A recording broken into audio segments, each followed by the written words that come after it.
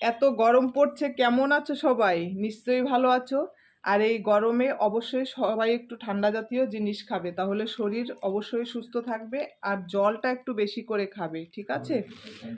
এই যে আমরা সকালবেলা বাজার থেকে দুটো ডাব কিনে নিয়ে এসেছি, দুটো না তিনটে, সরি। এই যে আর একটা তো খাবার জন্য রেডি হয়ে গেছে। এই যে হেভি টেস্ট ছিল, হেভি টেস্ট ডাবের জলটা।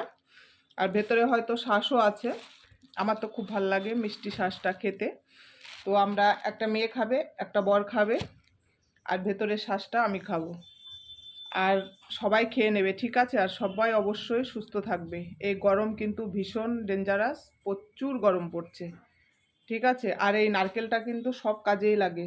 এই ডাব, পুজো, নাড়ু, মোয়া সব কিছুতে কাজে লাগে, এমন একটা জিনিস, তাই না? তো সবাই সুস্থ থেকো, ভালো থেকো, টাটা।